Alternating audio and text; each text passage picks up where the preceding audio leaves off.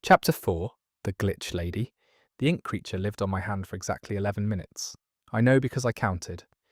Not on my wristband, I didn't dare move my wrist, but in my head, one Mississippi at a time, standing in the dim light of Corridor D, with my locker open, and my lungs doing the absolute bare minimum to keep me alive. It explored me. That's the only word for it.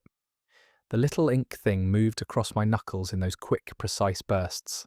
Stop, pivot, dash, tracing the lines of my skin like it was reading a map. It paused at the exact spot where the black static had flickered the night before.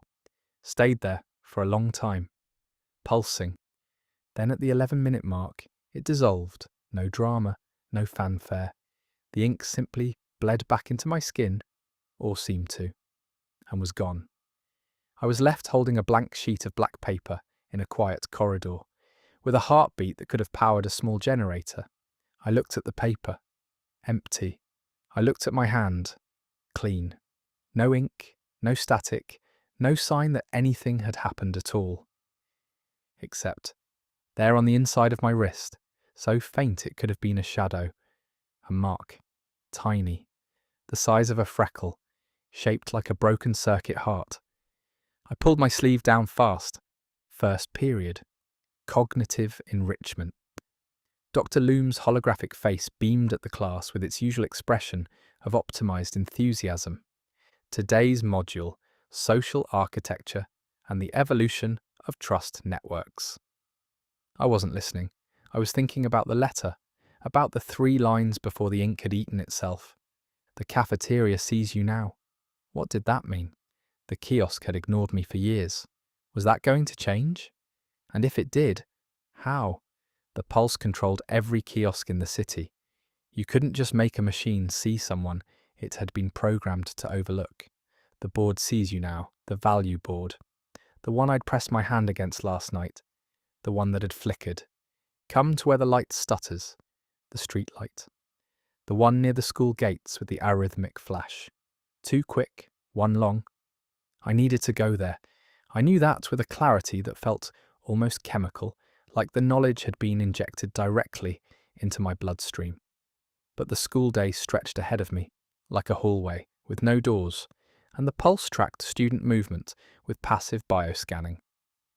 If I deviated from my scheduled route, a compliance drone would intercept me within 4 minutes, unless it couldn't see me. The thought arrived like a slap. Of course, the whole point of being a zero, the whole miserable architecture of my invisible life, was that the system didn't track what it didn't register. The compliance drones monitored deviations from indexed students. I wasn't indexed. I was a ghost in the machine. I could walk out of this classroom and nobody, not Dr. Loomy, not the corridor sensors, not the pulse itself, would flag it. The realization should have felt liberating. Instead, it felt like standing at the edge of a very tall building and realizing there was no railing. I stood up, walked to the door, opened it. Dr. Loom's holographic eyes didn't track me. The students didn't turn. The door closed behind me with a soft click, and I was alone in the hallway. Nothing happened. No alarm, no drone. The corridor stretched in both directions, empty and polished, humming its low ambient tone. I turned left, toward the gates. Corridor C, Corridor B, the main atrium. The school was a different animal when it was empty. Without 400 students filling its spaces, you could hear the building work.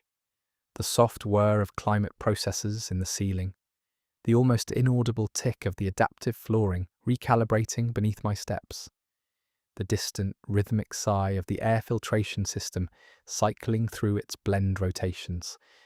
And beneath all of it, below the engineered sounds, below the mechanical breathing of a building that was really just a very large, very expensive computer, that hum, the subsonic one, closer now, deeper, a vibration that lived in the floor and climbed through my ankles and settled somewhere behind my sternum like a second heartbeat. I was halfway across the atrium when I saw her. She was standing near the hydration station, by the east windows. An old woman. White hair cut short and uneven, not styled uneven, the way the pulse sometimes recommended asymmetrical cuts as a personality differentiator, but actually uneven, like it had been hacked at with something blunt. She wore clothes I didn't recognize, not a uniform, not luster-standard leisure wear, something heavy and layered and dark, with textures that looked handmade, woven. The fabric had a quality I'd never seen on anyone in the luster. It looked old, genuinely old, not retro old, not vintage aesthetic old, but old in the way that things get when they've been used and mended and used again, over and over, until the material itself becomes a record of survival. She was looking at me, not past me, not through me, not at a spot 2 inches to my left, the way everyone else's eyes always drifted. She was looking at me, directly, steadily, with pale grey eyes that had the flat, calm focus of someone who had been waiting for exactly this moment and was not surprised that it had arrived. I stopped walking. My mouth opened, but nothing came out. In 3 years of being invisible, I had perfected the art of not being seen. I had no practice at all in being found. "There you are," she said. Her voice was strange, not old lady quavery, not pulse smooth. It was rough and textured, like her clothes, a voice that had been used hard and mended imperfectly. And there was an accent in it that I couldn't place, because accents didn't really exist in the luster. The pulse normalized speech patterns by sector. Everyone sounded more or less the same, with minor variations for authentic personality expression. This woman sounded like she'd learned to speak in a place the pulse had never touched. "There you are," she said again, and she smiled. "Took you long enough. I sent that letter 6 hours ago." "You," I said. My voice was a croak. "You sent the envelope?" "The ink found you, didn't it? Ink always finds the right skin." She took a step toward me. Her shoes, heavy, thick-soled things that looked like they'd been built for walking through something much rougher than polished composite, made a sound on the floor that was wrong. Too loud, too present. In the luster, footsteps were dampened by the adaptive flooring. Your feet made contact. The surface absorbed the impact and you glided in near silence. This woman's boots hit the ground, like she was disagreeing with it. "Who are you?" I asked. "The question you should be asking," she said, "is what am I? Because the answer to who won't mean anything to you until you understand the what." She tilted her head. Same gesture Mr. Haddock's made, same gesture the companion drones made, but on her it looked different, less diagnostic, more like a bird studying something it had found in the grass.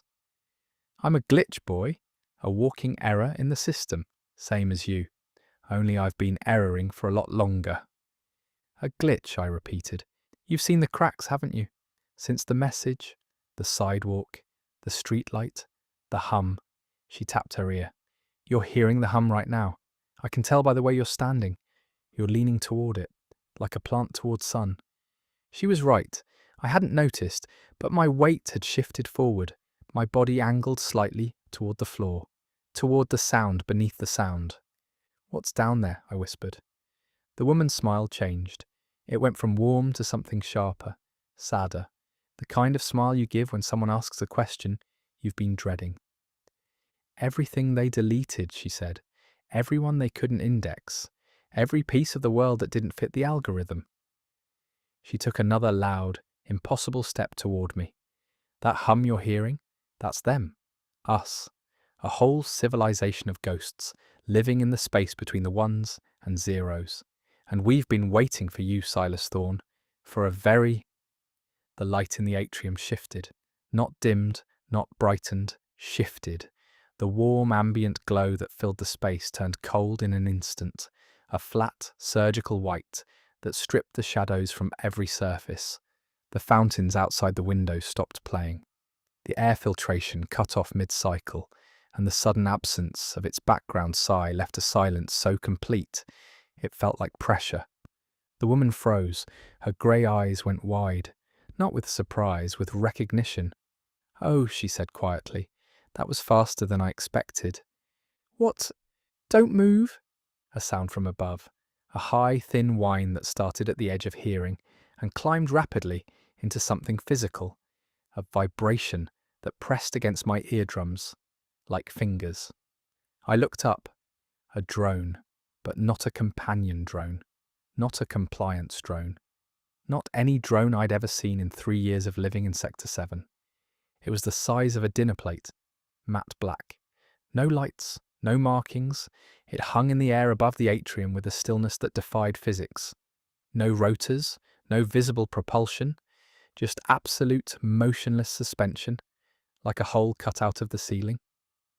Its underside was smooth and featureless, except for a single lens in the centre, glowing a deep, arterial red. The lens was pointed at the woman. "Silas," she said. Her voice was calm, terrifyingly calm.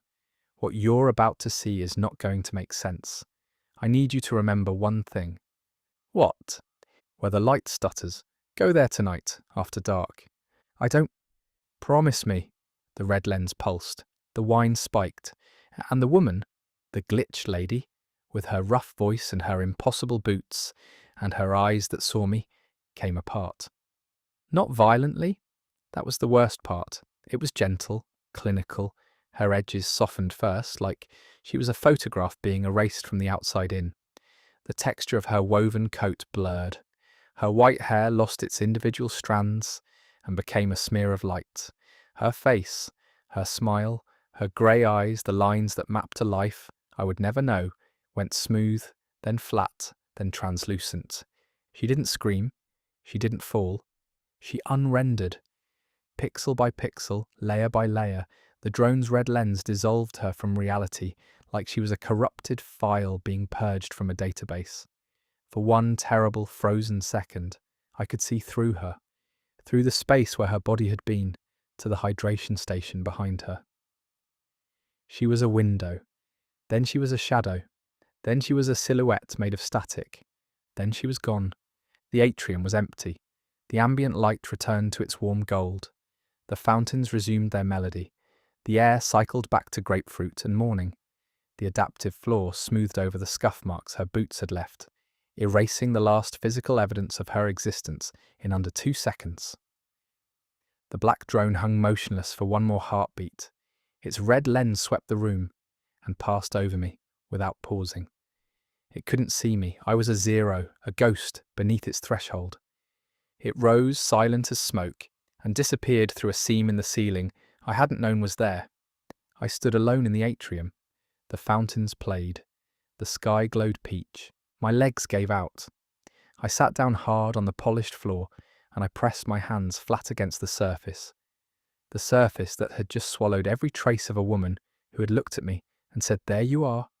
And I felt beneath the composite, beneath the wiring, beneath everything. The luster had ever told me was real. The hum, steady, patient, alive, and somewhere inside it, so faint it could have been my imagination, a voice. "Where the light stutters, Silas, where the light stutters." The bell rang for second period. I didn't move.